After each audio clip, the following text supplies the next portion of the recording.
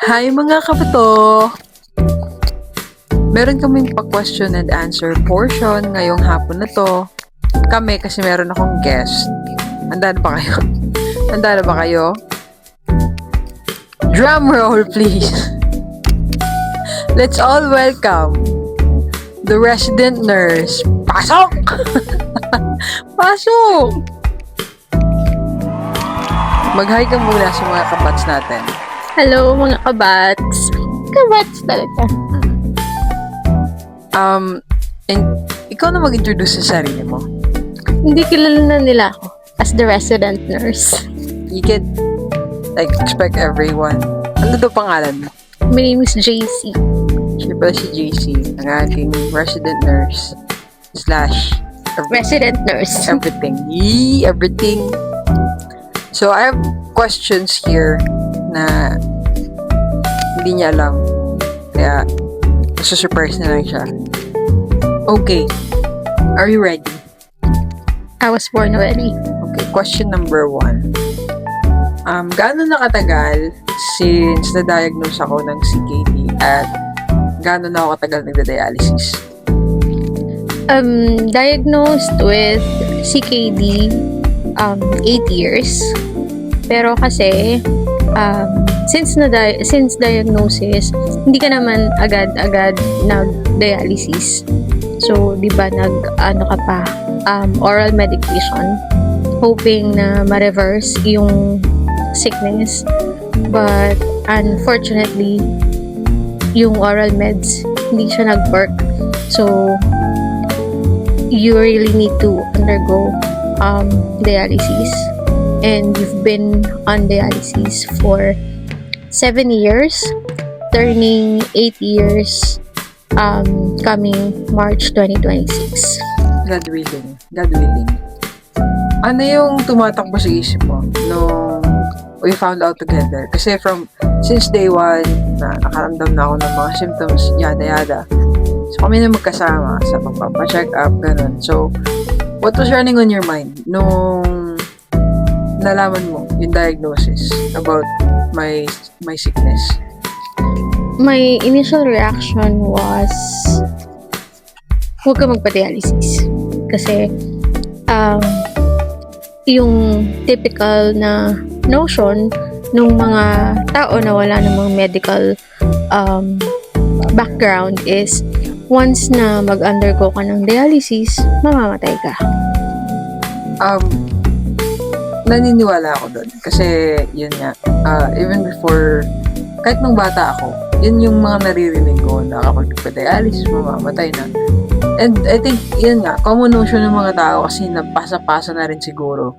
Parang general, general point of view. Pero, again, depende siguro yun sa patients. Like, siguro may mga patients, may mga cases na talagang critical na, nagpa-dialysis, na hindi tumagal. So, I guess yun. That would explain it. Next question. Mahirap pa akong pasyente. Ang dami niyang questions. Talagang parang pinaghandaan mo. Honest answer. Of course. Honestly, yes. Yes, with conviction. Mahirap kang pasyente. Bakit?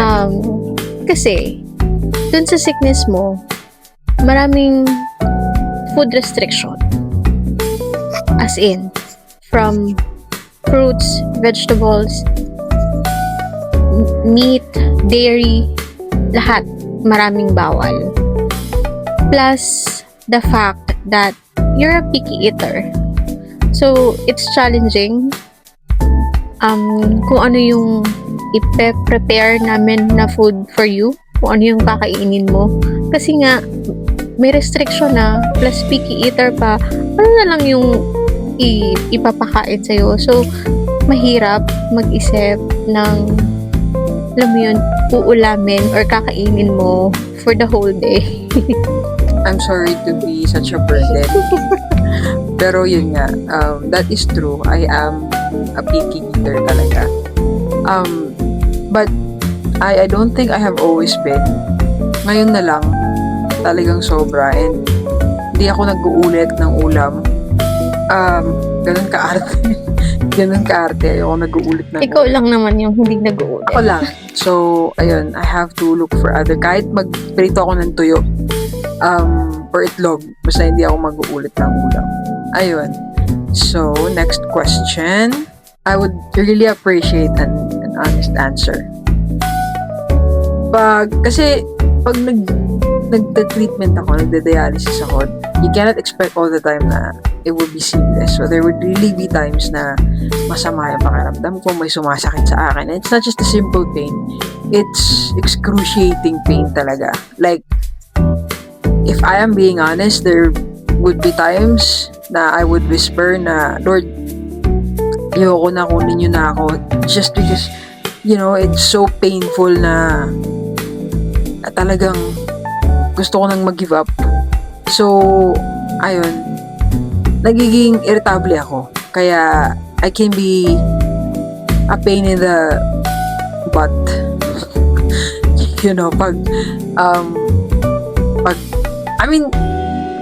Wouldn't be, di ba? Pag masama pakiramdam. Nagpapaliwanag talaga ako. Sorry, sige, sagutin mo na yung tanong ko. Ano ba yung tanong mo? Yun. Ang dami mo kasi sinabi. Hindi ko pa ba natatanong? Sorry. Eto na. Ayun. Pag natatarayan kita, kapag may treatment ako, kasi masama ang pakiramdam ko, ano talaga yung, like, how does that make you feel? Parang feeling ko this is my chance na to say my piece. Pero hindi. Honestly, nasasaktan ako kapag nangyayari yun, yung masama yung pakiramdam mo, hindi naiiwasan na tatarayan mo ko or nasisigawan mo ko. Nasasaktan ako kasi feeling ko ako na nga yung nahihirapan na nga ako, tapos sisigaw-sigawan mo pa ako, something like that. But naiintindihan ko naman na nagagawa mo lang naman yun kapag masama yung pakiramdam mo. And alam mo yun, hindi ko mapapaliwanag kung gaano kahirap, kung gaano kasakit yung nararamdaman mo. So, the best that I can do na lang is to understand, be the better person. To my defense naman, I'm able to identify right away. And then, the moment that I start to feel better, aware naman ako dun kapag natatarayan ko siya. And yun nga, I always,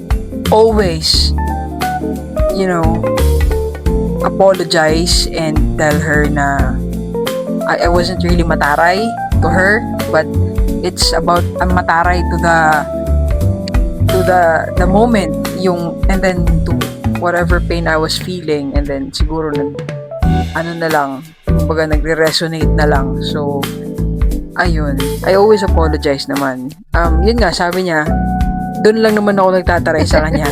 Kasi for the longest time na we've been together, I'm proud to say na never ko yan namura, never ko yan nasaktan, kinurot, or whatsoever. Never ko yung ginawa sa kanya. And yun, andito naman siya.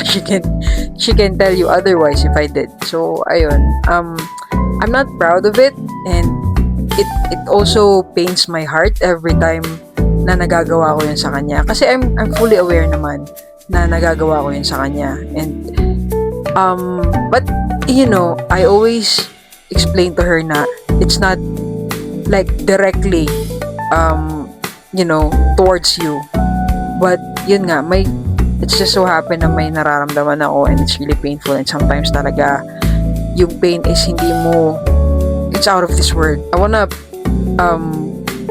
pat myself on my shoulder right now, kasi there would really be times na the pain is grabe, like mag-give up ka na, but right after I can tell myself talaga na I'm proud of you kasi you were able to go through that. And ayun, so but of course very thankful that she is always by my side, kasi it gives me comfort din. Other than comfort, yung feeling of relief, just knowing, just the thought na she's by my side. Ayun. So it really helps. Ayan, sorry. Again, sorry. No, it's okay. I'm actually proud of myself too. Kasi every time you're doing that, like yung natatarayan mo ko, kilala mo ako how mataray and maldita I am. But yung mga ganong moments, pinipili ko talaga na hindi ka patulan kasi I know for sure na makakadagdag pa siya doon sa nararamdaman mo na you're in pain na nga tapos may stress ka pa kasi papatulan ka pa doon sa pag-aaway mo or pagsisigaw-sigaw mo, something like that. So, yun, proud ako kasi alam mo yun, nakokontrol ko yung temper ko. I'm sorry again and thank you. What is your most fearful experience so far sa journey natin na to? We really thought na I'm not coming back. you're not gonna make it.